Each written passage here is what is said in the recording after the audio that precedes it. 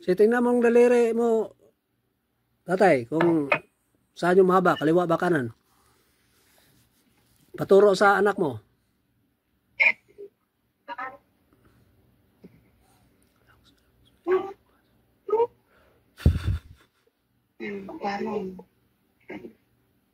Kanan. Kanan, brother. May Kahapon ganun, brother. Tapos nilalagnat. tagahapon, nilalagnat pa. Opo. Kaya pala,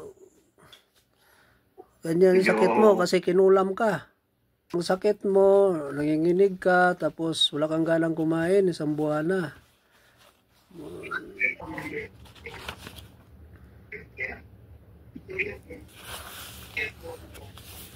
Anong lumabas sa yung katawan, tatay? Mainit, malamig?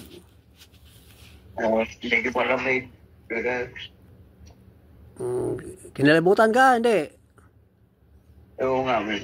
Oo, yun na. Sige, sige. Pagpagalang. Tapon mo sa sahig. Mula ulo, sa mata, sa dibdib, sa kilikili, sa tiyan, sa balakang. Sige, tapon mo. Ihagudin mo, itapon mo sa sahig. Ayan, mawala na yan. Yung sa lalamunan mo, kinalabutan ka? Opo daw, brother. Oo, yun na yun, yun na yun.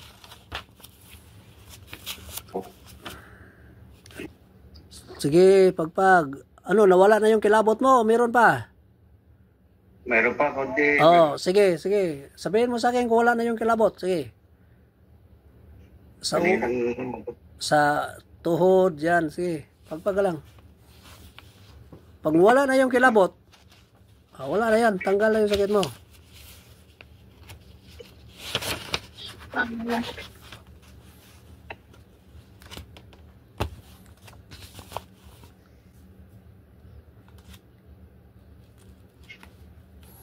Nagsisimba ka ba, tatay? Oo, bana. Sa every linggo? Minsan. Simba ka, tatay, ha? Tagalinggo. Para ang una mong gawin, magkumpisal ka para yung mga demonyo hindi kakapit sa'yo. Tapos magsimba ka linggo, ha? Oo. Kasi kapag matagal na tayong hindi pangkumpisal, yung demonyo kakapit sa atin. Kapag may bumibira, mangkukulam, pasukan ka agad tayo. So, kumpisal, simba, wala na. Tapos bago matulog, magdasal, Ama namin. Pag gising, dasal ka rin, Ama namin.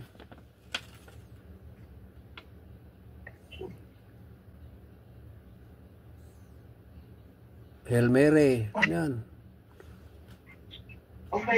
Basahin mo kung hindi mo nasa ulo, basahin mo lang.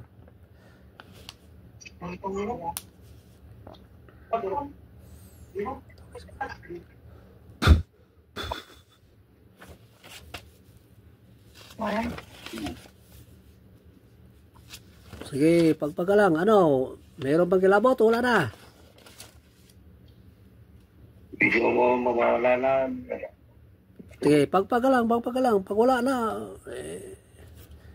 wala na rin sakit mo.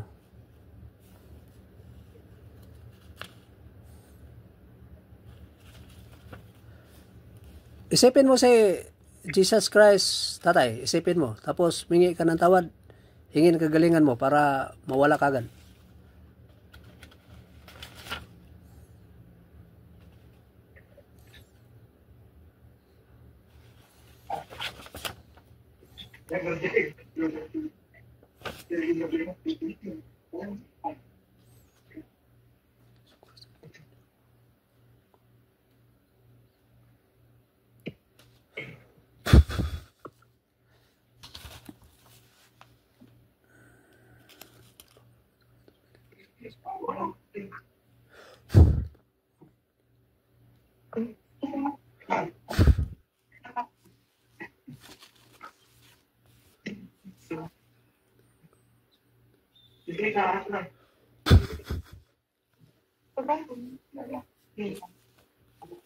makikita niyo. Ay?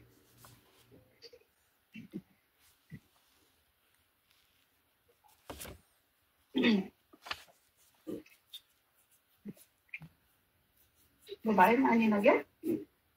Puro ko. Yan. Ah, may nakita kang babae, anino? Dan, Ilan sila? salang, Wag didilat ha, wag didilat. Ilan sila? Dalawa?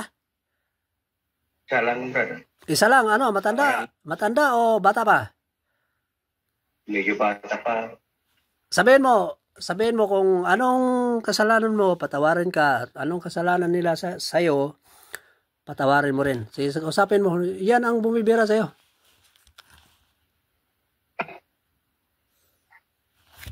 Kahit sa isip lang, usapin mo. Ipatawarin mo ako at pinatawad na rin kita. Kung ano mang kasalanan mo, hingi ka ng tawad.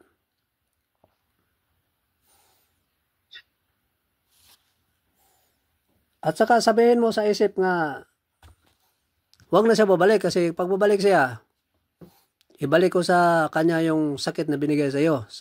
Sabihin mo sa isip mo sa kanya. Ngayon, Oo, brother. Ngayon, hindi ko gagawin yan. No? Tinatanggal ko lang yung sakit mo in Jesus' name. So, para madali, sabihin mo, tanggalin yung sakit binigay sa'yo at huwag nagbabalik. Kung hindi, ibabalik ko sa kanya pag binalikan ka uli, ha? Sabihin mo. Oo, brother.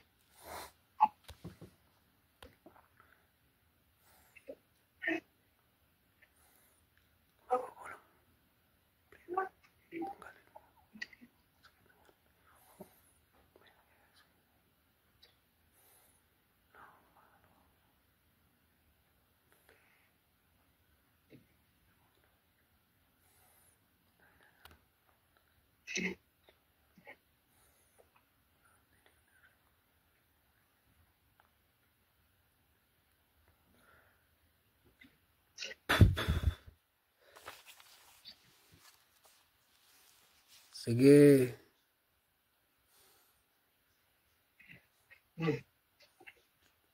Itanong mo, tatay, kung natanggal na ba niya lahat ang nilagay sa'yo? Yayango yan eh. Kapag yumango, wala na yan. Itanungin mo. Sinabi ko siya.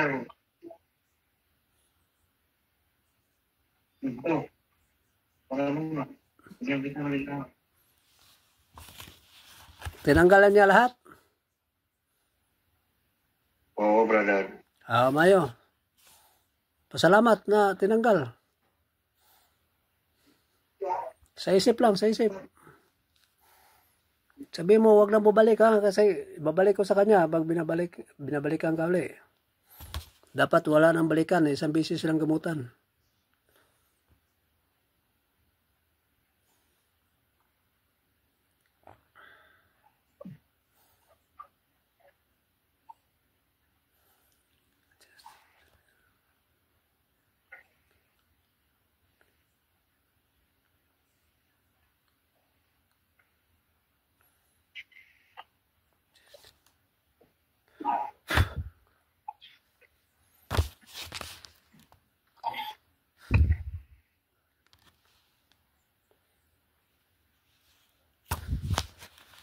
So, wala nang kilabot sa mga katawan. Wala na. In Jesus' name, dilat. Okay, kuha na isang basong tubig. Ay, isang baso. Okay, dadasalan ko. Dasalan ko, ganun mo, dasalan ko.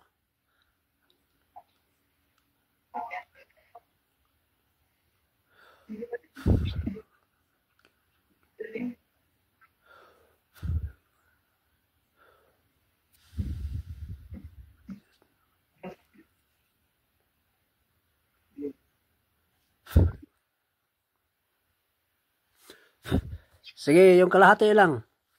Lasahan mo kung normal, maalat, mapait.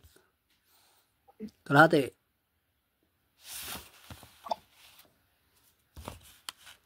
Ano, normal, mapait, mapaksa, pakla. Normal? Bye. Ibig sabihin, tinanggal niya yung sakit na binigay sa iyo. Tingnan mo yung daliri, pantay na yan. In Jesus' name.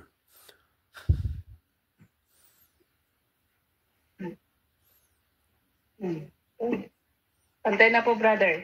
Pantay na. O, nagulat ka ha, na pumantay. Ano, magic? Magic? Hindi ako Salamat, brother. hindi ako nagpagaling sa iyo ha. Yung mga gabay ko, siyempre, yung Panginoong Diyos ang nagumagaling sa iyo, no?